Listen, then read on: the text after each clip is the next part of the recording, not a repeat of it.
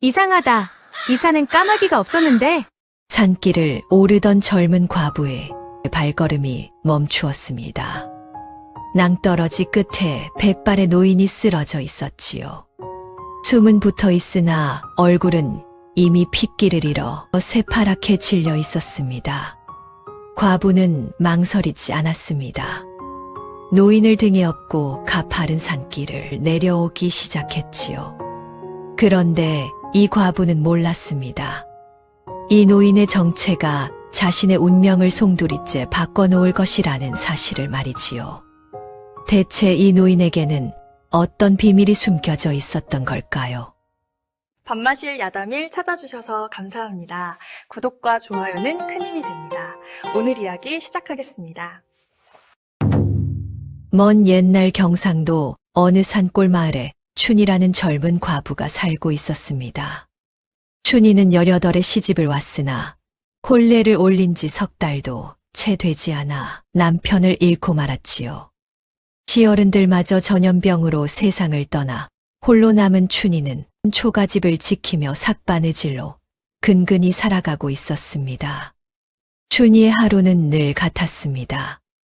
새벽 딸기 울기 전에 일어나 우물물을 길어오고 해가 뜨면 바느질감을 펼쳐 놓았지요. 점심때가 되면 보리밥 한 덩이로 허기를 달래고 해가 질 때까지 바늘을 놀렸습니다. 그런 춘이에게 유일한 낙이 있다면 비싼 약초를 캐는 일이었습니다. 어머니, 오늘도 쑥을 캐러 갑니다. 춘이는 아침마다 방 한 구석에 모셔둔 위패에 인사를 올린 뒤 광주리를 들고 산으로 향했습니다. 비록 짧은 인연이었으나 시어머니는 며느리에게 늘 다정하셨기에 춘이는 그 은혜를 잊지 않고 있었지요. 산길을 오르며 춘이는 문득 하늘을 올려다보았습니다. 봄바람이 살랑이고 진달래가 피어나는 계절이었지요. 21살 꽃다운 나이에 홀로 지내는 춘이의 마음 한구석에는 늘 쓸쓸함이 자리하고 있었습니다. 나도 언젠가는 아이를 낳고 정다운 가정을 꾸릴 수 있을까? 춘이는 혼잣말을 내뱉고는 이내 고개를 저었습니다. 그러나 춘이에게는 세상 사람들이 알지 못하는 소원이 하나 있었습니다. 바로 훌륭한 의녀가 되어 아픈 이들을 돌보는 것이었지요. 시어머니께서 남겨주신 약초 지식을 더욱 알고 닦아 병든 이웃을 구하고 싶었습니다. 배움의 길이 열린다면 얼마나 좋을까. 춘이는 한숨을 내쉬었습니다. 여인의 몸으로, 그것도 천대받는 과부의 신분으로 의술을 배운다는 것은 하늘의 별 따기보다 어려운 일이었지요. 그저 산에서 캔 약초로 마을 사람들의 작은 병환을 돌봐주는 것이 춘이가 할 수 있는 전부였습니다. 그래도 춘이는 희망의 끈을 놓지 않았습니다. 언젠가는 기회가 올 것이라 믿었지요. 그날 아침은 유난히 안개가 짙었습니다. 춘이가 산길을 오르는데 문득 등골이 서늘해지는 기분이 들었습니다. 분명 봄날의 따스한 햇살이 비치는 아침이었건만 어찌 된 일인지 으스스한 한기가 온몸을 감싸는 듯 했지요. 까마귀 한 마리가 머리 위를 빙빙 돌더니 기이한 울음소리를 내며 산 깊은 곳으로 날아갔습니다. 춘이는 걸음을 멈추고 까마귀가 사라진 방향을 바라보았지요. 저것 참 이상하구나. 평소 이 산에서 까마귀를 본 적이 없었기에 춘이는 고개를 갸웃거렸습니다. 게다가 발밑을 보니 이름 모를 들꽃들이 한쪽 방향으로 일제히 고개를 숙이고 있었지요. 마치 무언가를 가리키는 듯한 모양새였습니다. 바람 한 점 불지 않는 고요한 아침이었건만 나무잎들이 사각사각 속삭이는 소리가 들려왔습니다. 춘이는 자신도 모르게 가슴에 손을 얹었지요. 심장이 평소보다 빠르게 뛰고 있었습니다. 무언가 범상치 않은 일이 일어날 것 같은 예감이 들었습니다. 춘이는 까마귀가 사라진 방향을 물끄러미 바라보았습니다. 마음 한 구석이 이상하게 술렁거렸지요. 저쪽은 사람들이 잘 가지 않는 곳인데 평소라면 무심히 지나쳤을 터였으나 그날따라 춘희의 발길은 저절로 그 방향으로 향했습니다. 마치 무언가가 자신을 부르는 듯한 느낌이었지요. 가파른 바위 틈을 지나고 울창한 수풀을 헤치자 춘희는 깜짝 놀라 걸음을 멈추었습니다. 낭떠러지 가장자리에 백발의 노파 한 분이 쓰러져 계셨던 것입니다. 할머니, 할머니 정신 차리세요. 춘희가 달려가 노파를 살펴보니 얼굴이 핏기를 잃어 새파랗게 질려 있었습니다. 숨은 붙어 있으나 맥이 가늘고 약했지요. 허리춤에는 낡은 약주머니가 달려 있었고 손에는 붉은 열매 한 움큼이 쥐어져 있었습니다. 춘희는 재빨리 노파의 손에 든 열매를 살펴보았습니다. 시어머니께서 절대 먹으면 안 된다고 경고하셨던 독초 열매였지요. 큰일이로구나. 이것은 삼일옹이니 먹으면 사흘 안에 목숨을 잃는 맹독이라 하셨는데 춘희의 가슴이 콩닥콩닥 뛰기 시작했습니다. 망설이고 있을 틈이 없었지요. 춘희는 노파를 등에 업고 산을 내려오기 시작했습니다. 산길은 험하고 노파는 무거웠습니다. 춘희의 등은 땀으로 흠뻑 젖었고 다리는 후들거렸지요. 그러나 춘희는 멈추지 않았습니다. 조금만 참으세요. 할머니, 제가 반드시 살려드리겠습니다. 마침내 집에 도착한 춘희는 노파를 방에 눕히고 정신없이 움직이기 시작했습니다. 먼저 쑥을 달인 물로 노파의 입안을 적셔주었고 시어머니께서 남기신 처방책을 뒤져 해독에 쓰이는 약초들을 찾아내었지요. 감초와 녹두 그리고 칡뿌리를 함께 달여야 한다 하셨으니 춘희는 밤새도록 약을 다리고 노파의 곁을 지켰습니다. 시간이 흐를수록 노파의 얼굴에 조금씩 핏기가 돌아왔지요. 사흘째 되던 날 새벽 노파가 마침내 눈을 떴습니다. 여기가 어디냐? 노파의 목소리는 가늘었으나 또렷했습니다. 춘희는 반가운 마음에 노파의 손을 덥석 잡았지요. 할머니 정신이 드셨군요. 저는 이 마을에 사는 춘희라 합니다. 산에서 할머니를 발견하여 모셔왔어요. 노파는 잠시 춘희를 물끄러미 바라보았습니다. 그 눈빛이 어찌나 깊고 맑던지 춘희는 괜히 가슴이 두근거렸지요. 그래, 내가 이 늙은이를 살렸구나. 노파의 입가에 희미한 미소가 번졌습니다. 노파는 춘희의 정성스러운 간호 덕분에 하루가 다르게 기력을 회복해 갔습니다. 춘희는 아침마다 죽을 쑤어 노파에게 올렸고 낮에는 약을 다려 드렸으며 밤에는 이불을 여며 드렸지요. 마을 사람들의 수군거림이 걱정되었으나 춘희는 아랑곳하지 않았습니다. 이 늙은이 때문에 고생이 많구나. 노파가 미안한 기색을 내비치자 춘희는 고개를 저었습니다. 무슨 말씀이세요? 할머니께서 기력을 되찾으시는 것만으로도 저는 충분히 기쁩니다. 노파는 춘희의 손길을 가만히 바라보았습니다. 거칠게 갈라진 손마디며 바느질에 찔려 생긴 상처들이 고스란히 눈에 들어왔지요. 그럼에도 춘희의 손길은 한없이 부드럽고 따스했습니다. 내 손에서는 묘한 기운이 느껴지는구나. 노파가 나직이 중얼거렸습니다. 춘희는 무슨 뜻인지 몰라 고개를 갸웃거렸지요. 열흘이 지나자 노파는 거뜬히 일어나 걸을 수 있게 되었습니다.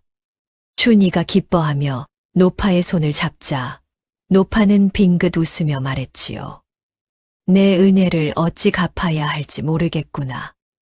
이 늙은이에게 변변한 재물은 없으나 한 가지 줄 수 있는 것이 있다. 노파는 품속에서 낡은 책 한 권을 꺼내 춘희에게 내밀었습니다. 이것은 내가 평생 모은 의술 비방이 담긴 책이니라. 내가 약초에 발다하였으니 이것이 도움이 될 게야. 춘희는 두 손으로 책을 받아들었습니다. 누렇게 바랜 종이에 빼곡히 적힌 글씨들이 눈에 들어왔지요. 온갖 병증과 처방, 침 놓는 법까지 상세히 기록되어 있었습니다. 이런 귀한 것을 제가 어찌 받겠습니까? 춘희가 황송해하며 사양하자 노파는 고개를 저었습니다. 아픈 이를 보면 그냥 지나치지 못하는 마음씨, 그것이야말로 의술을 행하는 자가 갖추어야 할 가장 귀한 덕목이니라. 너야말로 이 책의 진정한 주인이다. 그 말에 춘희의 눈시울이 붉어졌습니다. 평생 꿈꾸어왔던 배움의 길이 눈앞에 열린 것이었지요. 춘희는 깊이 절을 올리며 감사의 마음을 전했습니다. 할머니의 은혜를 평생 잊지 않겠습니다. 노파는 떠나지 않았습니다. 춘희가 조심스레 갈 곳을 여쭈었을 때 노파는 먼 산을 바라보며 나직이 대답했지요. 돌아갈 곳이 없는 늙은이다. 내가 괜찮다면 이곳에 머물러도 되겠느냐.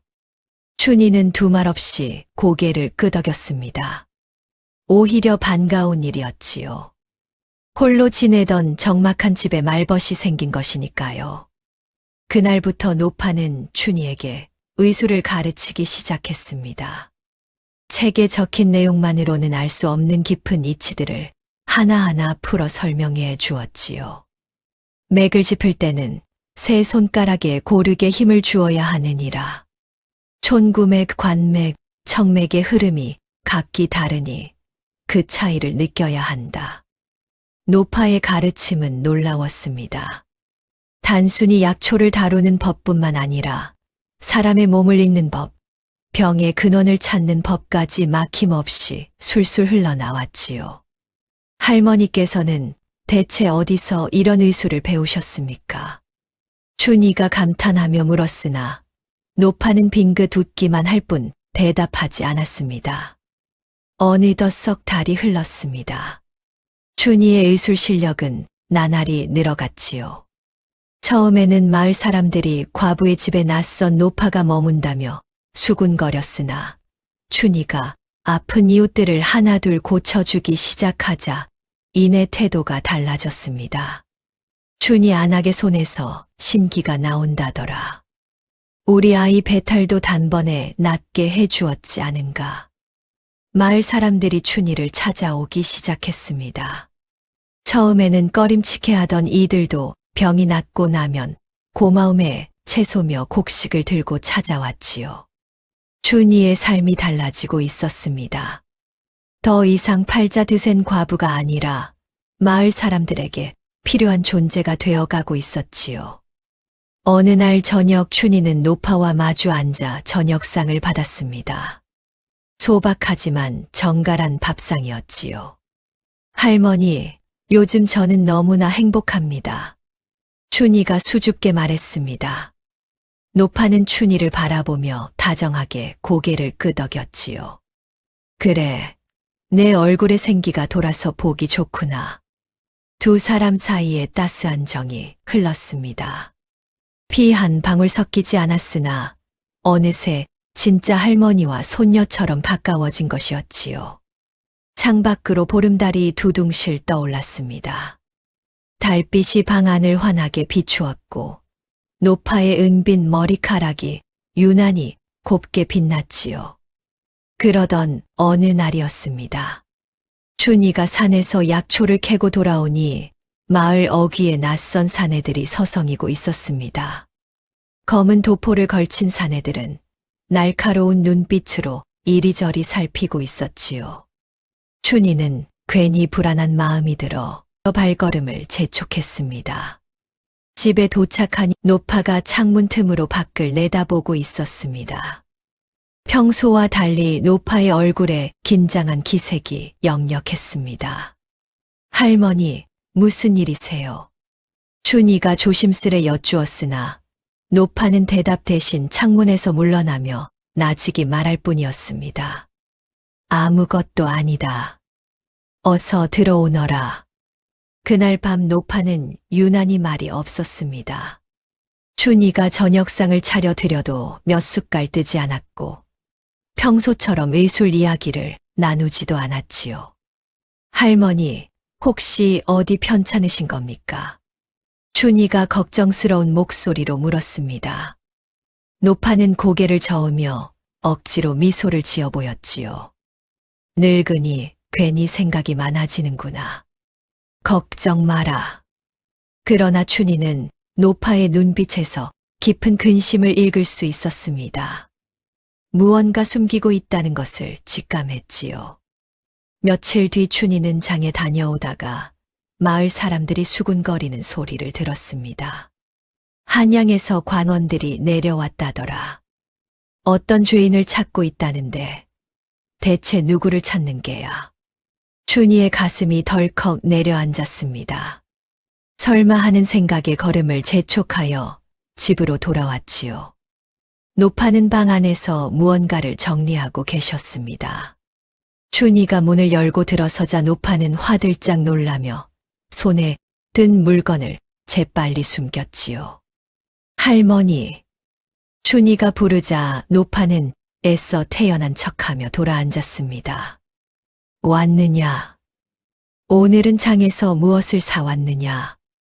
그러나 춘희의 눈은 노파가 숨긴 물건을 보았습니다. 붉은 비단에 쌓인 무언가였지요. 그것이 무엇인지는 알 수 없었으나 예사로운 물건이 아니라는 것만은 분명했습니다. 춘희는 묻고 싶은 말이 목구멍까지 차올랐으나 꾹 삼켰습니다. 노파가 말하고 싶을 때 말할 것이라 믿었기 때문이었지요. 그러나 마음 한구석에 작은 불안의 씨앗이 심어졌습니다. 그로부터 며칠 뒤 춘희는 뜻하지 않게 노파의 비밀 한 자락을 엿보게 되었습니다. 한밤중에 목이 말라 물을 마시러 나왔다가 노파의 방에서 새어나오는 희미한 불빛을 발견한 것이었지요. 살며시 문틈으로 들여다보니 노파가 촛불 아래서 무언가를 꺼내보고 계셨습니다. 그것은 비녀였습니다. 그러나 평범한 비녀가 아니었지요. 봉황 한 쌍이 정교하게 새겨진 황금빛 비녀는 달빛을 받아 찬란하게 빛나고 있었습니다. 춘희는 숨을 멈추었습니다. 그런 비녀는 난생 처음 보는 것이었지요. 아무리 부유한 양반댁 마님이라도 쉬이 가질 수 없는 물건임이 분명했습니다. 노파는 비녀를 어루만지며 나직이 중얼거렸습니다. 용서하시옵소서. 이 늙은이가 끝내 지키지 못했습니다.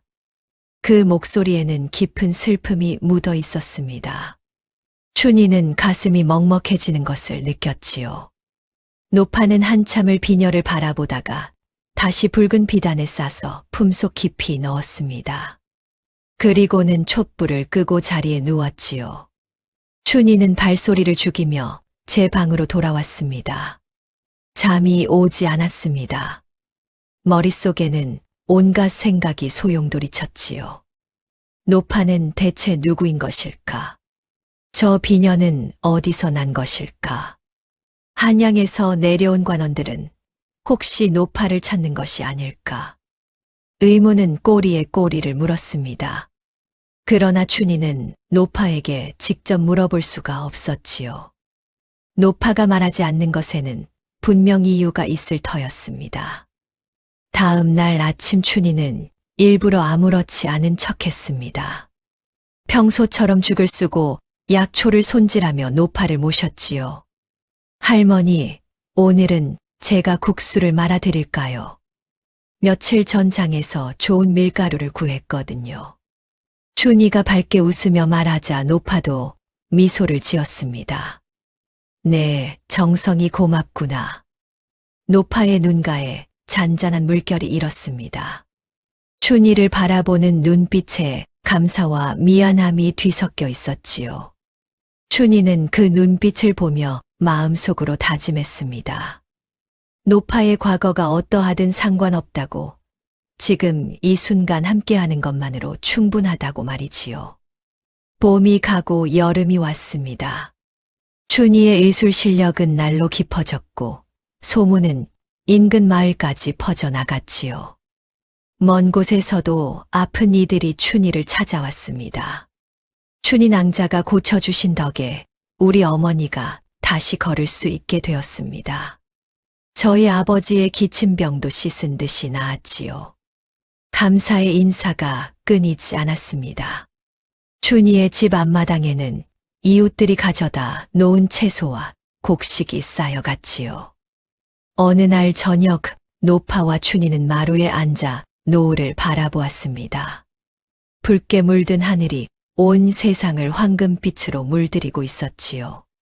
할머니, 저는 요즘 너무 행복합니다. 춘희가 나직이 말했습니다. 노파는 춘희의 손을 가만히 잡아주었지요. 그래, 내가 행복하니 이 늙은이도 기쁘구나.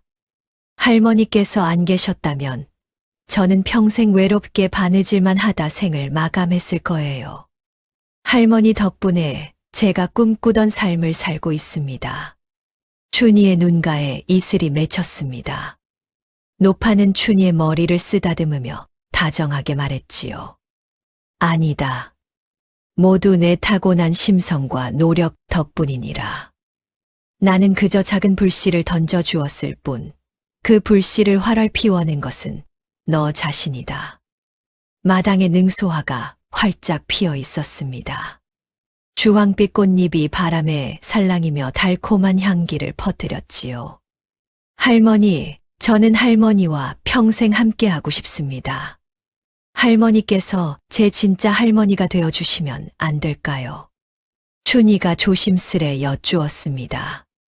노파의 눈가에 눈물이 고였지요. 나 같은 늙은이를 진정 가족으로 여기겠다는 게냐? 물론이지요. 피는 섞이지 않았으나 저에게 할머니는 이미 가족이나 다름없습니다. 노파는 춘희를 꼭 끌어안았습니다. 두 사람의 그림자가 노을빛 속에서 하나로 겹쳤지요. 고맙다, 춘희야. 내가 있어 이 늙은이의 남은 생이 참으로 따스하구나. 그날 밤 반딧불이가 마당 가득 날아올랐습니다. 마치 하늘에서 내려온 별들이 두 사람의 인연을 축복해 주는 듯 했지요. 이때까지만 해도 춘희는 알지 못했습니다. 이 평화로운 나날이 오래가지 못하리라는 것을 말이지요. 무더운 여름날이었습니다. 춘희는 아침 일찍 약초를 캐러 산에 올랐다가 평소보다 늦게 돌아오게 되었지요. 집에 도착했을 때 대문이 활짝 열려 있는 것을 보고 가슴이 철렁 내려앉았습니다. 할머니, 춘희가 급히 안으로 뛰어들어갔습니다. 방문이 박살나 있었고 방 안은 누군가 뒤진 흔적으로 엉망이 되어 있었지요. 노파가 보이지 않았습니다. 춘희는 정신없이 집안을 뒤졌습니다. 부엌, 광, 뒷마당까지 샅샅이 살폈으나 노파의 흔적은 어디에도 없었지요. 안악 큰일이요. 이웃집 안악이 헐레벌떡 달려왔습니다. 조금 전 관원들이 들이닥쳤소. 그 할머니를 끌고 갔소이다. 관원들이요. 대체 무슨 죄로요? 춘희가 다급하게 물었습니다. 이웃집 안악은 목소리를 낮추며 대답했지요. 자세히는 모르겠으나 영모에 연루된 죄인이라 하더이다. 한양 감옥으로 압송한다 하였소. 영모라는 말에 춘희는 눈앞이 캄캄해졌습니다. 영모는 삼족을 멸하는 대죄였지요. 노파가 그런 중죄를 저질렀단 말입니까? 그럴 리가 없습니다. 할머니께서는 그런 분이 아니에요.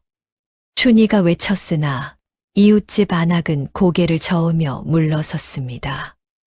연루되지 않으려면 안악도 조심하시오.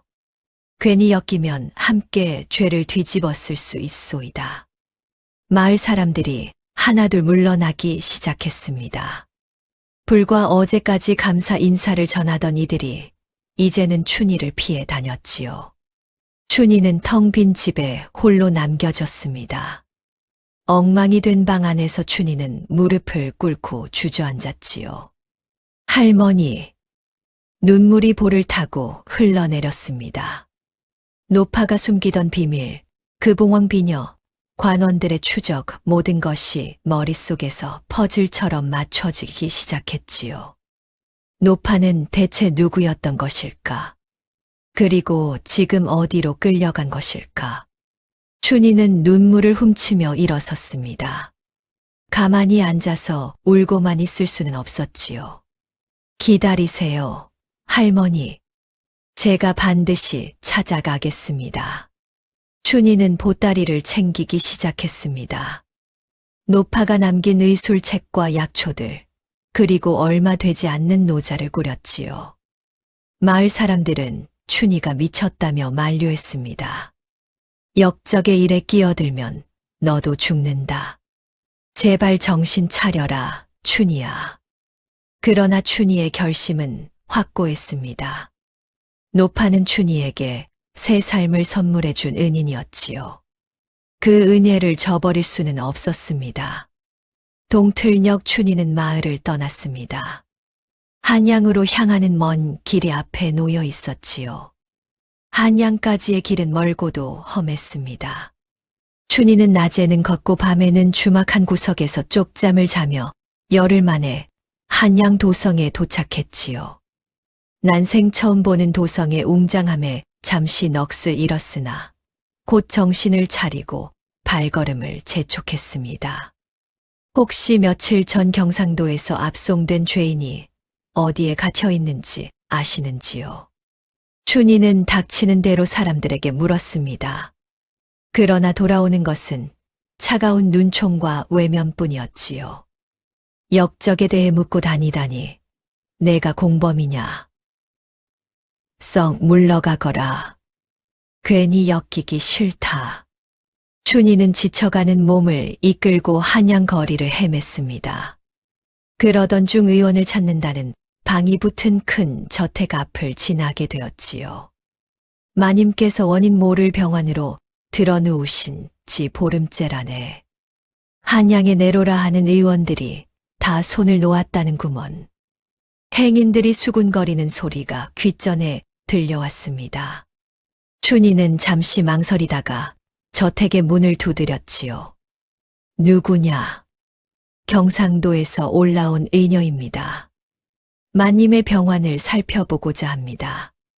문지기는 코웃음을 쳤습니다. 한양의 명의들도 못 고친 병을 촌에서 올라온 계집이 고친다고 썩 꺼지거라.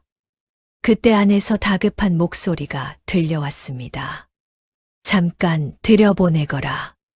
지푸라기라도 잡고 싶은 심정이니라. 춘희는 저택 안으로 들어갔습니다. 화려한 비단 이불 위에 창백한 얼굴의 중년 부인이 누워 있었지요.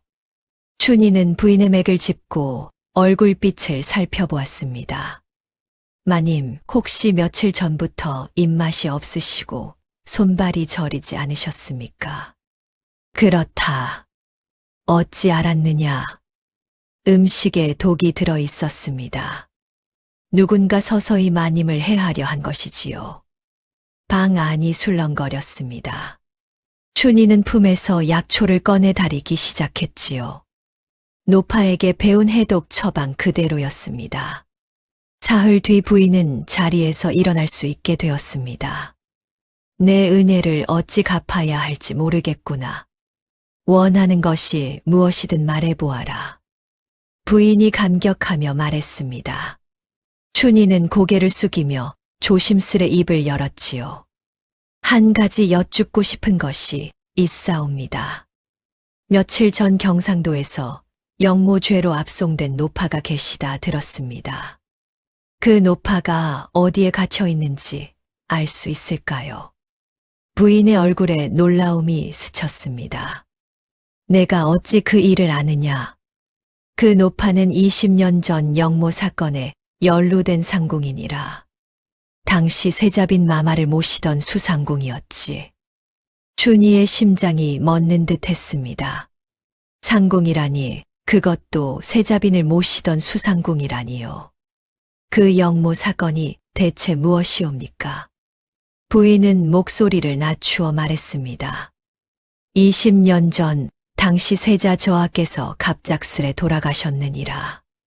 공식적으로는 병환으로 발표되었으나 실은 독살이었다는 소문이 돌았지.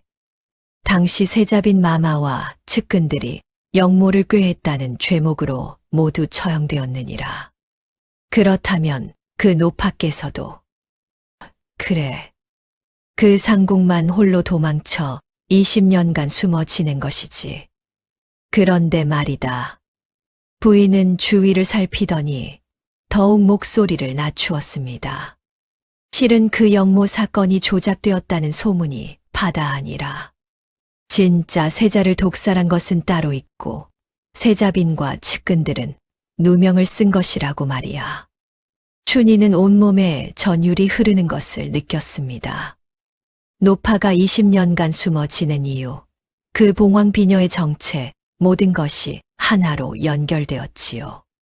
그 노파께서는 지금 어디에 계십니까? 의금부 옥에 갇혀 있느니라. 그러나 곧 처형될 것이야.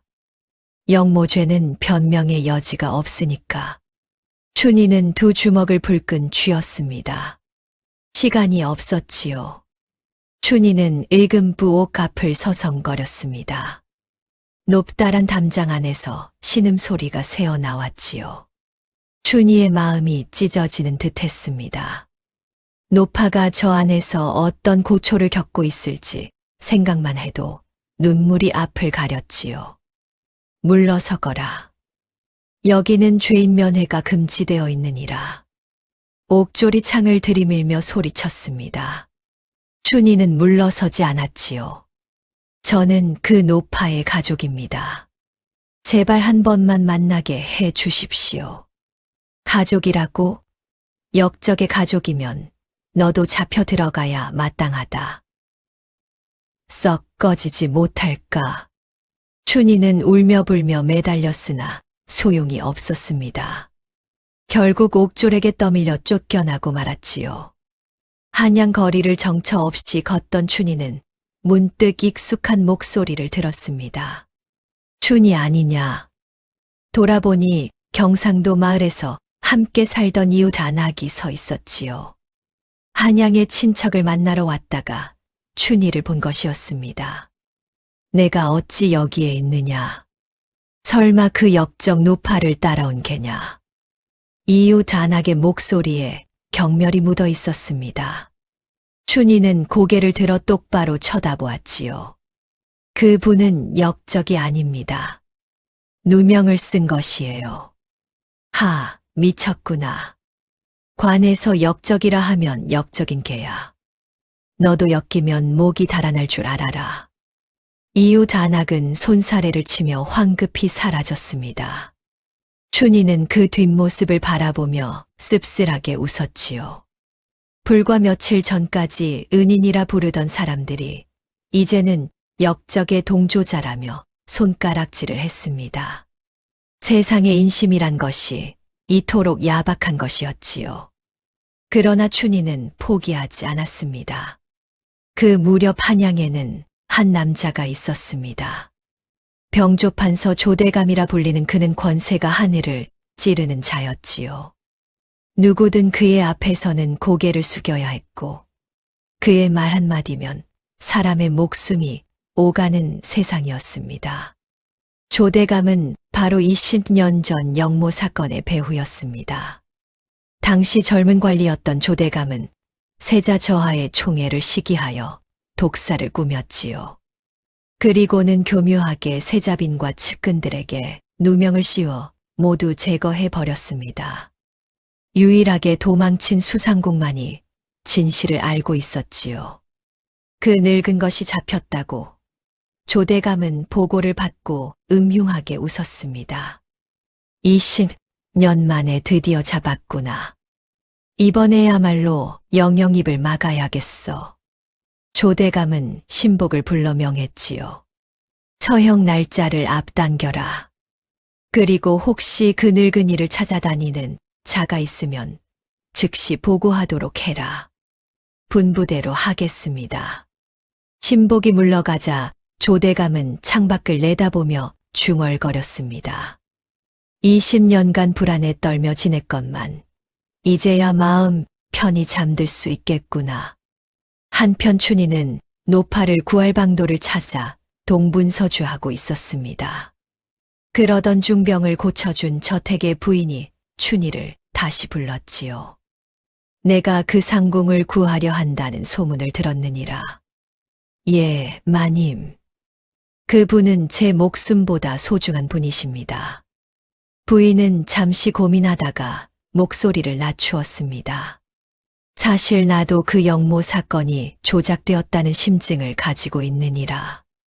당시 세자빈 마마께서는 성품이 어질기로 소문났거늘 영모를 꾀했다니 말이 되지 않았지.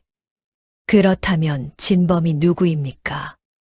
부인은 주위를 두리번거리더니 이 모양으로만 말했습니다. 조대감. 춘희의 눈이 번뜩였습니다. 드디어 실마리를 잡은 것이었지요. 춘희가 조대감의 행적을 조사하기 시작하자 이상한 일들이 벌어지기 시작했습니다. 먼저 춘희가 묶던 주막에 불이 났지요.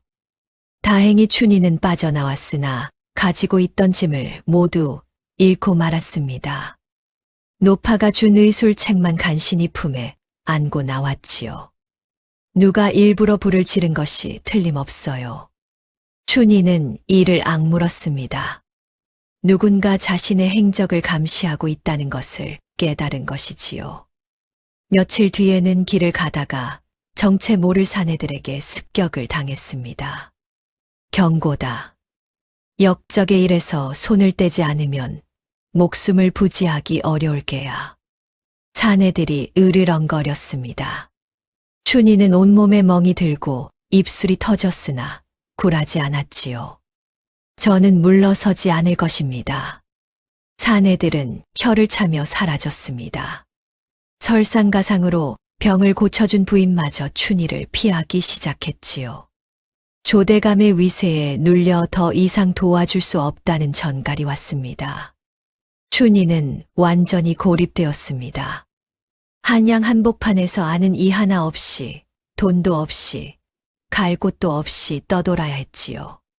할머니, 저는 어떻게 해야 할까요? 춘희는 밤하늘을 올려다보며 눈물을 흘렸습니다. 그러나 포기할 수는 없었지요.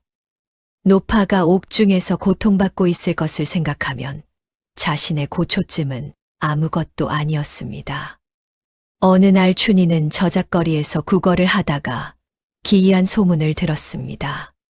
조대감 댁 외동딸이 원인 모를 병환으로 들어 누웠다더라. 한양에 내로라 하는 명의들이 모두 손을 놓았다는 구먼. 허허, 그 귀한 애기씨가 병이 들었다니. 조대감 내외분이 얼마나 애를 태우시겠나. 춘희의 귀가 번쩍 뜨였습니다. 호랑이 굴에 들어가야 호랑이를 잡는다는 말이 떠올랐지요. 춘희는 조대감의 저택을 찾아갔습니다. 의녀가 왔다 하여라. 아픈 애기씨를 고쳐드리겠다고 말이다. 문지기는 처음에는 코웃음을 쳤습니다. 한양 최고의 명의들도 못 고친 병을 촌에서 올라온 계집이 고친다고 썩 꺼지거라. 그러나 안에서 다급한 목소리가 들려왔지요. 어서 들여보내거라. 지푸라기라도 잡아야 할 판이 아니냐. 조대감의 부인이었습니다. 외동딸이 날마다 쇠약해져 가는 것을 보며 미칠 지경이었던 것이지요. 춘희는 저택 안으로 들어갔습니다. 화려한 비단 이불 위에 15쯤 되어 보이는 어린 애기씨가 창백한 얼굴로 누워 있었지요. 숨결이 가늘고 핏기가 없었습니다. 춘희는 애기씨의 맥을 짚고 눈빛과 혀를 살펴보았습니다.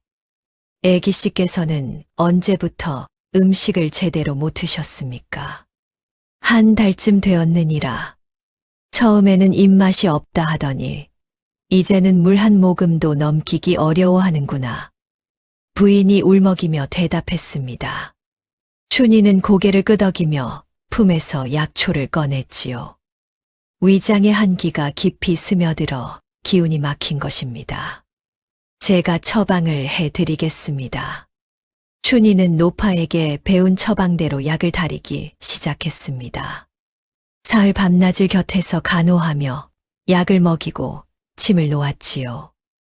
나흘째 되던 날 아침 애기씨가 눈을 뜨고 죽 한 그릇을 먹어치웠습니다. 어머니, 배가 고파요. 그 말에 부인은 기쁨의 눈물을 쏟아내었지요.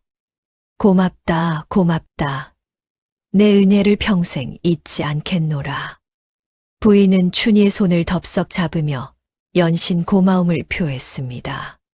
소문은 곧 조대감의 귀에도 들어갔지요. 그 의녀를 데려오너라. 조대감은 춘희를 직접 만나보기로 했습니다. 춘희는 조대감 앞에 무릎을 꿇고 고개를 숙였지요. 가슴 속에서는 분노가 불길처럼 타올랐으나 애써 표정을 감추었습니다. 내가 그 의녀냐. 내 딸을 살려낸 은혜를 잊지 않겠다. 원하는 것이 있으면 말해보아라. 황송하옵니다. 대감마님. 소녀는 그저 아픈 이를 고치는 것이 보람일 뿐이옵니다. 조대감은 춘희를 위아래로 훑어보았습니다. 춘희의 수수한 차림새와 거친 손을 보며 고개를 끄덕였지요. 마음에 드는구나. 내 집에 머물며 식구들을 돌보아라. 후한 보수를 주마. 감사하옵니다. 대감마님. 춘희는 조대감의 저택에 머물게 되었습니다. 이제 호랑이 굴 안에 들어온 것이지요. 그러나 이것은 함정이었습니다. 조대감은 이미 춘희의 정체를 알고 있었지요. 역적 상궁을 찾아다니던 젊은 여인이 바로 눈앞에 있는 것을 알면서도 모른 척하고 있었던 것입니다. 전연을 가까이 두고 지켜보아라. 무슨 꿍꿍이인지 낱낱이 파악하도록 해라. 조대감은 신복에게 명했습니다. 춘희는 자신이 감시당하고 있다는 사실을 까맣게 모른 채 저택 안에서 증거를 찾아 헤매고 있었지요. 춘희는 조대감의 저택에서 조금씩 정보를 모아갔습니다. 심야에 몰래 서재를 뒤지기도 하고 종들 사이에서 떠도는 이야기에 귀를 기울이기도 했지요. 그러던 어느 날 춘희는 마침내 결정적인 증거를 발견했습니다. 조대감의 서재 바닥 아래 숨겨진 비밀 공간에서 낡은 서신 묶음을 찾아낸 것이었지요. 그 서신에는 20년 전 세자 독살 계획이 상세히 적혀 있었습니다. 드디어 찾았습니다. 춘희의 손이 떨렸습니다. 이것만 있으면 노파의 누명을 벗길 수 있었지요. 그러나 서신을 품에 넣는 순간 등 뒤에서 차가운 목소리가 들려왔습니다. 거기서 무엇을 하고 있느냐? 돌아보니 조대감이 서 있었습니다. 그 뒤로 무장한 사내들이 둘러서 있었지요. 내년이 역적 상궁의 동조자라는 것은 진작에 알고 있었다. 어리석게도 제 발로 호랑이 굴에 들어왔구나. 춘희는 도망치려 했으나 순식간에 붙잡혔습니다. 사내들이 춘희의 팔을 비틀어 꺾자 비명이 터져 나왔지요. 이 서신을 어디서 찾았느냐? 조대감이 서신을 빼앗으며 으르렁거렸습니다. 대감께서 세자 저하를 독살하신 증거입니다. 세상에 진실을 밝히겠습니다. 춘희가 당당하게 말하자 조대감의 얼굴이 일그러졌지요. 건방진 것. 내까진 년이 무슨 수로 진실을 밝힌단 말이냐. 내년도 역적으로 몰아처형해버리면 그만이다. 조대감이 손짓하자 사내들이 춘희를 끌고 갔습니다. 춘희는 저택 지하 깊은 곳에 있는 비밀 감옥에 갇히게 되었지요. 어둡고 습한 감옥에서 춘희는 절망에 빠졌습니다. 증거도 빼앗기고 몸도 갇히고 이제 정말 끝인 것 같았지요. 할머니, 죄송합니다. 저는 결국 아무것도 하지 못했어요. 춘희는 무릎을 끌어안고 흐느꼈습니다. 그때 어둠 속에서 희미한 목소리가 들려왔지요. 춘희가 맞느냐? 춘희는 벌떡 고개를 들었습니다. 감옥 한쪽 구석에 누군가 웅크리고 있었지요. 창살 틈으로 스며드는 희미한 빛에 그 얼굴이 드러났습니다. 할머니, 노파였습니다. 조대감은 읽은 부옥에서 노파를 빼내어 자신의 저택에 가두고 있었던 것이지요. 처형 전에 입을 막으려 했던 것입니다. 할머니 정신이 드세요. 많이 다치셨어요? 춘희가 기어가서 노파를 안았습니다. 노파의 몸은 뼈만 앙상하게 남아 있었고 온몸에 매맞은 자국이 역력했지요. 춘희야, 내가 어찌 여기에 있느냐? 너까지 엮이면 안 되는데. 노파가 가느다란 목소리로 말했습니다. 할머니를 두고 어찌 혼자만 살겠습니까? 저는 할머니와 함께 할 것입니다. 두 사람은 어둠 속에서 서로를 끌어안았습니다. 내일이면 둘 다 처형당할 운명이었지요. 춘희야, 내게 꼭 하고 싶은 말이 있다. 노파가 춘희의 얼굴을 두 손으로 감싸며 말했습니다. 사실 나는 20년 전 세자빈 마마를 모시던 수상궁이었느니라. 세자빈 마마께서 돌아가시기 전 내게 한 가지 비밀을 맡기셨지. 비밀이라뇨. 노파는 깊은 숨을 내쉬었습니다. 20년간 가슴에 묻어두었던 비밀을 꺼내려니 입술이 떨렸지요. 세자빈 마마께서는 돌아가시기 전가 태어난 공주 아기씨를 몰래 궁 밖으로 빼돌리셨느니라. 내가 직접 그 아기씨를 품에 안고 궁을 빠져나왔지. 추격을 피해 경상도 깊은 산골까지 내려갔고 그곳에서 믿을 만한 농가에 아기씨를 맡겼다. 춘희는 숨을 죽이며 노파의 말에 귀를 기울였습니다. 그 아기씨가 자라서 그 마을의 총각에게 시집을 갔느니라. 그리고 딸 하나를 낳았지. 노파는 춘희의 얼굴을 물끄러미 바라보았습니다. 춘희야, 그 딸이 바로 너다. 춘희의 눈이 휘둥그레졌습니다. 저요? 제 어머니가 공주 아기씨였다고요? 그래. 내 어머니는 세자빈 마마의 친딸이셨느니라. 그리고 그 핏줄을 이은 너는 세자빈 마마의 외손녀, 왕실의 후손이다. 춘희는 말문이 막혔습니다. 세상이 빙글빙글 도는 것 같았지요. 어린 시절 일찍 돌아가신 어머니의 얼굴이 떠올랐습니다. 늘 고운 손으로 머리를 빗겨주시던 어머니, 밤마다 이상한 노래를 불러주시던 어머니. 내 어머니께서 부르시던 그 노래, 혹시 기억하느냐? 노파가 물었습니다. 춘희는 고개를 끄덕였지요. 달빛 아래 봉황새가 날아오르네. 구름 위에 옥토끼가 뛰어노네.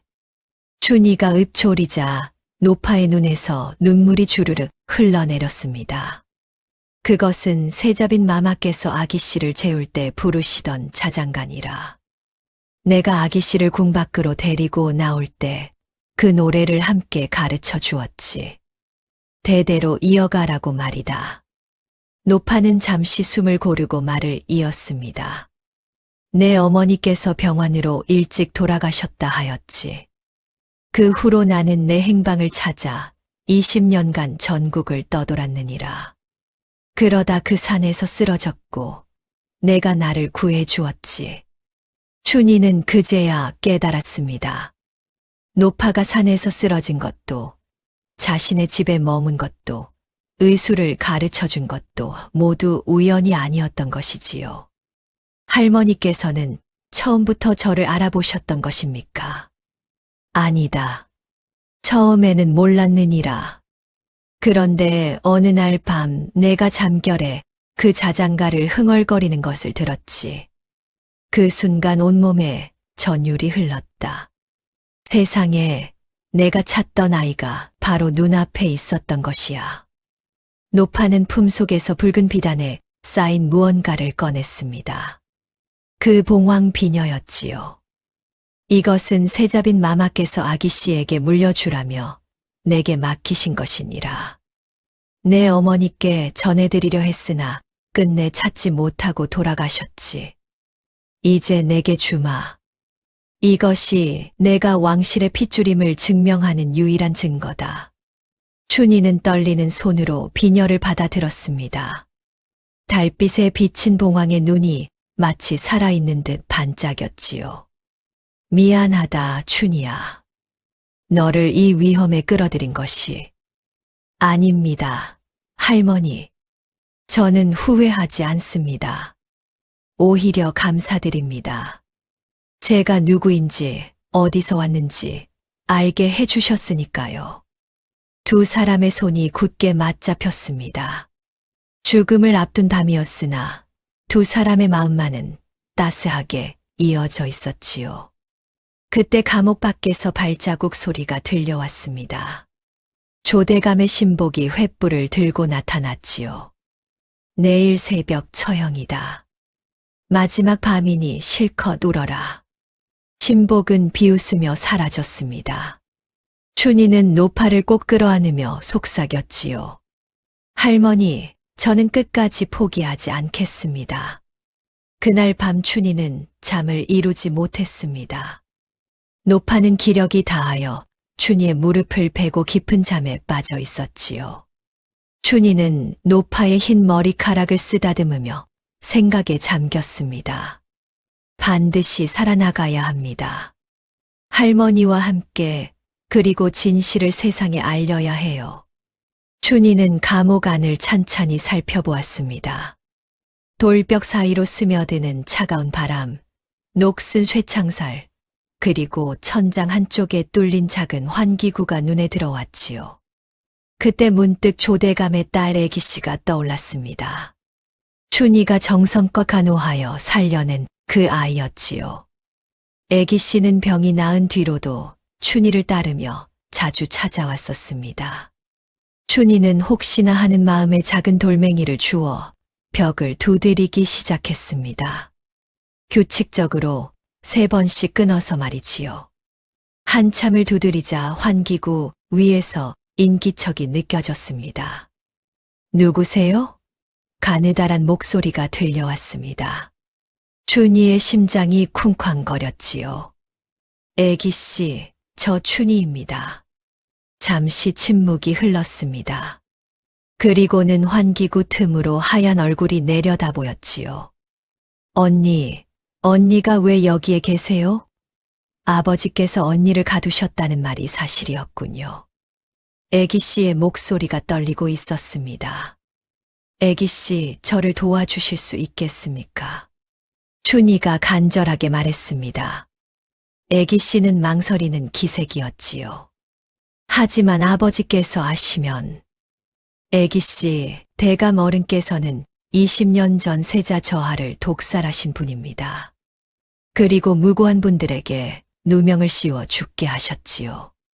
저와 이 할머니도 내일이면 억울하게 죽임을 당할 것입니다. 춘희는 진실을 있는 그대로 말했습니다. 애기씨의 얼굴이 창백해졌지요. 그럴 리가요.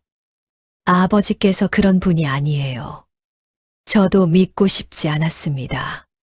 하지만 증거가 있었어요. 대감 어른의 서재에서 직접 보았습니다. 춘희는 노파에게 들은 이야기를 조심스럽게 전했습니다. 애기씨는 한참 동안 아무 말이 없었습니다. 그리고는 눈물을 흘리며 입을 열었지요.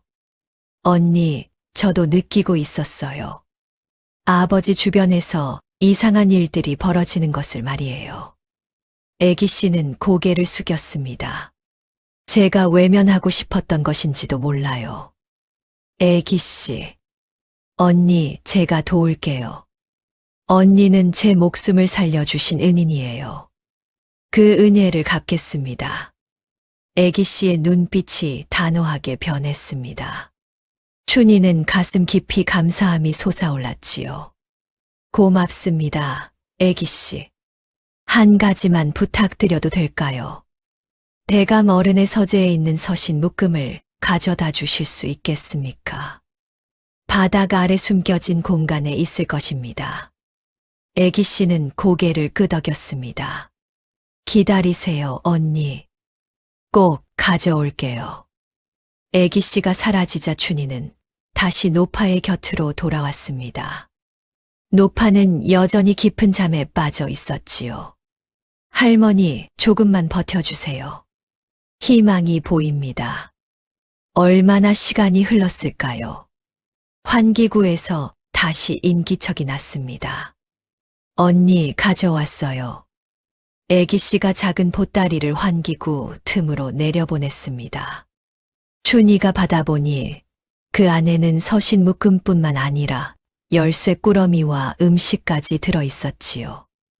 열쇠는 지하 감옥 문을 여는 것이에요. 그리고 한 가지 더 있어요. 애기 씨는 품에서 접힌 종이 한 장을 꺼냈습니다. 이것은 아버지께서 대비마마께 올린 밀서의 사본이에요. 아버지 서재에서 찾았어요. 여기에 모든 것이 적혀 있어요. 세자 저하를 독살한 방법과 세자빈 마마에게 누명을 씌운 과정까지. 춘희의 손이 떨렸습니다. 이것이야말로 조대감의 죄를 증명할 결정적인 증거였지요. 애기 씨, 정말 감사합니다. 이 은혜를 어찌 갚아야 할지 모르겠습니다. 갚지 않아도 돼요, 언니. 언니께서 제 목숨을 살려주셨잖아요. 그리고 저도 진실을 알고 싶었어요. 비록 제 아버지가 저지른 일이지만 덮어두면 안 된다고 생각해요. 애기 씨의 눈에 눈물이 글썽였습니다. 언니, 부디 무사히 빠져나가세요. 동쪽 담장 아래 작은 구멍이 있어요. 거기로 나가면 뒷골목으로 이어져요. 애기 씨는 어찌 하실 겁니까? 저는 괜찮아요. 아버지께서 저를 해치지는 않으실 거예요. 언니, 어서 가세요. 날이 밝기 전에 멀리 가셔야 해요. 춘희는 눈물을 머금고 고개를 숙였습니다. 애기 씨, 반드시 다시 만나겠습니다. 그때는 애기 씨께 꼭 은혜를 갚겠습니다. 춘희는 열쇠로 감옥 문을 열고 노파를 등에 업었습니다. 노파는 여전히 의식이 오락가락했지요. 춘희는 이를 악물고 한 걸음 내디뎠습니다. 애기 씨가 알려준 대로 동쪽 담장 아래 구멍을 찾아 빠져나왔지요. 새벽녘 한양거리는 고요했습니다. 춘희는 인적이 드문 골목을 따라 숨을 죽이며 걸었습니다. 이제 어디로 가야 할지 막막했지요. 그때 문득 처음 한양에 왔을 때 병을 고쳐준 부인이 떠올랐습니다. 춘희는 부인의 저택을 찾아갔습니다. 동이 트기 전 후문을 두드리자 놀란 하인이 나왔지요. 누구시오? 마님께 전해 주십시오. 춘희가 급히 뵐 일이 있다고요. 잠시 후 부인이 직접 나왔습니다. 춘희의 행색을 보고 깜짝 놀라며 안으로 들었지요. 어서 들어오너라. 대체 무슨 일이냐? 내가 조대감 댁에서 쫓겨났다는 소문을 들었다. 마님, 사정이 급합니다. 이 할머니를 숨겨주실 수 있겠습니까? 춘희는 간곡히 부탁했습니다. 부인은 망설이는 기색이었지요. 조대감의 눈을 피해 사람을 숨긴다는 것이 얼마나 위험한지 알고 있느냐? 알고 있습니다. 하지만 마님, 이것을 보아주십시오. 춘희는 품에서 서신 묶음과 밀서 사본을 꺼냈습니다. 부인은 그것을 읽어 내려가다 얼굴이 창백해졌지요. 이것이 사실이란 말이냐? 조대감이 정령세자 저하를 독살했단 말이냐? 모두 사실입니다, 마님. 이것을 임금님께 전해야 합니다. 그래야 이 할머니의 누명을 벗기고 진실을 밝힐 수 있습니다. 부인은 한참 동안 서신을 바라보았습니다. 그리고는 단호한 표정으로 고개를 끄덕였지요. 알겠다. 내가 돕겠다. 사실 나도 오래전부터 그 영모 사건이 석연치 않다고 생각했느니라. 당시 세자빈 마마께서는 성품이 어질기로 소문이 자자했거늘 영모를 꾸미다니 말이 되지 않았지. 부인은 급히 하인을 불렀습니다. 어서 약방에 가서 약을 지어오너라. 그리고 사랑채에 불을 피워 이분들이 쉴 수 있게 해라. 노파는 따뜻한 방에 눕혀졌고 춘희는 그제야 안도의 한숨을 내쉬었지요.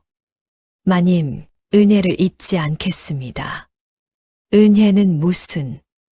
내가 내 목숨을 살려준 것에 비하면 이것은 아무것도 아니니라. 그리고 진실은 반드시 밝혀져야 하지 않겠느냐. 부인은 곧바로 궁궐에 연줄이 닿는 대신을 찾아갔습니다.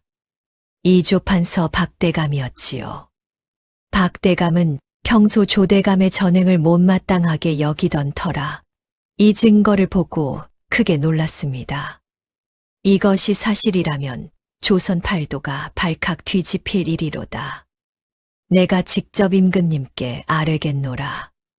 그날 오후 임금님께서 직접 조대감을 불러들였습니다. 조대감, 이 서신이 무엇인지 설명해 보거라. 임금님께서 서신을 내밀자 조대감의 얼굴이 흙빛으로 변했지요. 전하. 이것은 음해입니다. 누군가 저를 모함하려는 것이옵니다. 음해라고 내 필체가 아니란 말이냐. 내 인장이 찍혀 있지 않단 말이냐. 임금님의 목소리가 차갑게 내려앉았습니다. 조대감은 무릎을 꿇고 벌벌 떨었지요. 전하. 용서해 주시옵소서. 용서. 내 놈이 내 형님을 독살하고 형수님께 누명을 씌워 돌아가시게 했는데 용서를 구하다니 임금님의 눈에서 눈물이 흘러내렸습니다. 당시 어린 왕자였던 임금님께서는 형님인 세자의 갑작스러운 죽음에 큰 충격을 받으셨던 것이지요. 그 뒤로 20년간 진실을 모른 채 가슴 한켠에 의문을 품고 사셨던 것입니다. 여봐라, 조대감을 당장 의금부에 하옥하고 삼족을 멸하라. 전하, 살려주시옵소서, 살려주시옵소서. 조대감은 끌려가면서도 살려달라 울부짖었습니다. 그러나 그 아우성은 곧 대궐 밖으로 사라졌지요. 그날 밤 한양 전체에 소문이 퍼졌습니다. 조대감이 잡혀갔다더라. 20년 전 세자 저하를 독살한 진범이 밝혀졌다는구먼. 세자빈 마마께서 억울하게 돌아가셨다니 어찌 이런 일이. 백성들은 통곡하며 분노했습니다. 조대감의 저택은 불태워졌고 그의 잔당들은 모두 붙잡혀 처형되었지요. 며칠 뒤 조대감은 저작거리에서 공개 처형을 당했습니다. 수많은 백성이 지켜보는 가운데 그의 죄상이 낱낱이 공개되었지요. 춘희는 그 광경을 멀리서 지켜보았습니다. 복수심보다는 허탈함이 밀려왔지요. 할머니, 끝났습니다. 드디어 끝났어요. 춘희의 눈에서 눈물이 흘러내렸습니다. 노파는 춘희의 손을 꼭 잡으며 고개를 끄덕였지요. 그래, 끝났구나. 20년 만에 드디어 진실이 밝혀졌다. 노파의 주름진 얼굴에도 눈물이 흘렀습니다. 그것은 슬픔의 눈물이 아니라 20년간의 한이 풀리는 눈물이었지요. 조대감이 처형되고 며칠 뒤 임금님께서 춘희와 노파를 궁궐로 불러들이셨습니다. 춘희는 난생 처음 밟아보는 궁궐 마당에서 가슴이 두근거렸습니다. 노파는 기력을 회복하여 지팡이에 의지한 채 천천히 걸었지요. 소인 춘희, 전하를 뵙습니다. 소인 최상궁, 전하를 뵙습니다. 두 사람이 엎드리자 임금님께서 손을 들어 일으키셨습니다. 고개를 들거라. 그대들은 죄인이 아니라 공신이니라.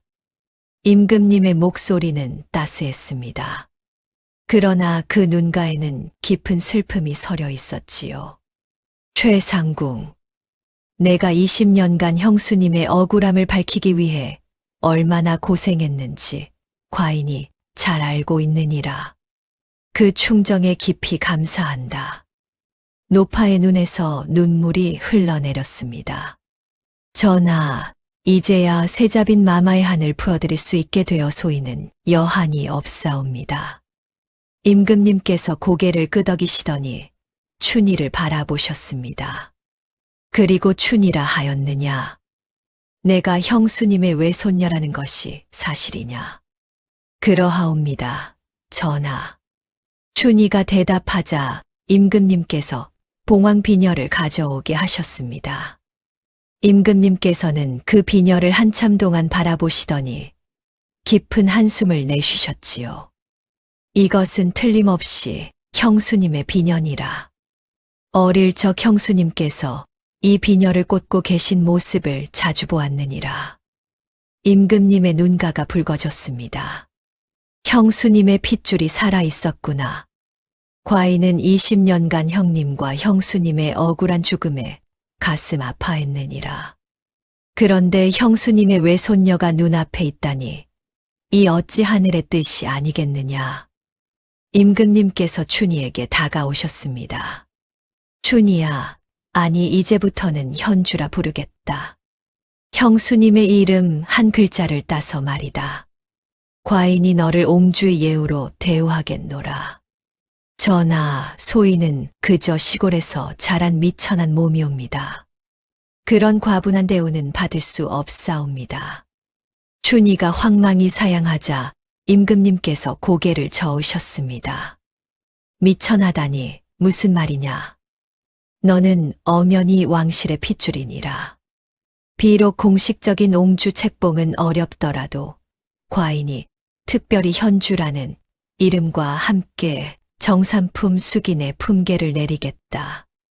춘희는 감당할 수 없는 영광에 그저 머리를 조아릴 뿐이었습니다. 그리고 내가 의술에 뛰어나다 들었느니라. 궁궐 내의원에서 일해볼 뜻이 있느냐? 춘희의 눈이 반짝였습니다. 어릴 적부터 꿈꾸던 바로 그것이었지요. 전하, 그것이 소인의 평생 소원이었사옵니다. 좋다. 내의원 소속 의녀로 임명하노라. 내 실력으로 백성들을 돌보거라. 임금님께서는 노파에게도 은전을 베푸셨습니다. 최상궁, 너에게는 종사품 상궁의 직위를 돌려주고 궁궐 내에 거처를 마련해 주겠노라. 남은 여생을 편히 보내거라. 노파는 눈물을 흘리며 절을 올렸습니다. 전하의 은혜를 주고서도 잊지 않겠사옵니다. 궁궐을 나서며 춘희는 하늘을 올려다보았습니다. 구름 한 점 없는 맑은 하늘이 눈부시게 펼쳐져 있었지요. 할머니, 아니 상궁 마마, 이제 우리는 어떻게 되는 건가요? 춘희가 어리둥절한 표정으로 물었습니다. 노파는 빙그레 웃으며 춘희의 손을 잡았지요. 이제 새로운 삶이 시작되는 거란다, 현주야. 그로부터 세월이 흘렀습니다. 춘희는 내의원 최고의 의녀로 이름을 떨쳤습니다. 신분의 귀천을 가리지 않고 아픈 이들을 돌보았으며 특히 가난한 백성들을 위해 무료로 진료를 베풀었지요. 노파는 궁궐에서 편안한 여생을 보내다가 3년 뒤 세상을 떠났습니다. 마지막 순간까지 춘희의 손을 잡고 미소 지었지요. 현주야, 내가 내 곁에 있어 참으로 행복했다. 이제 세자빈 마마께 가서 모든 것이 잘 되었다고 전하마. 춘희는 노파의 장례를 정성껏 치렀습니다. 노파의 무덤은 세자빈 마마의 묘 곁에 마련되었지요.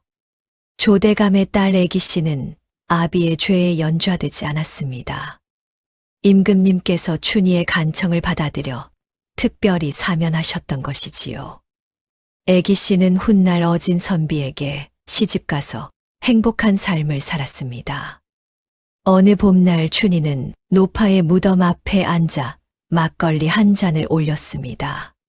할머니, 오늘 진달래가 참 예쁘게 피었어요. 할머니께서 좋아하시던 그 산의 진달래처럼요. 바람이 살랑이며 춘희의 머리카락을 흔들었습니다. 마치 노파가 대답이라도 하는 듯 했지요.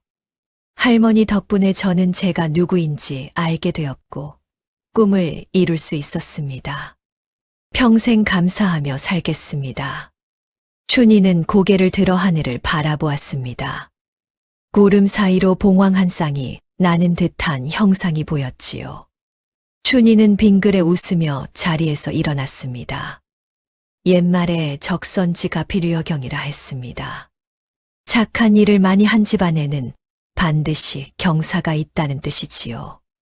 춘희는 산에서 쓰러진 노파를 외면하지 않고 정성껏 구했습니다. 그 작은 선행이 씨앗이 되어 자신의 뿌리를 찾게 해주었고 평생의 꿈을 이루게 해주었으며 억울하게 죽은 이들의 한을 풀어주는 큰 결실로 돌아왔지요. 세상에 우연은 없습니다. 모든 만남에는 이유가 있고 모든 선행에는 보답이 있는 법이지요. 설령 당장 눈에 보이지 않더라도 하늘은 반드시 지켜보고 계시답니다.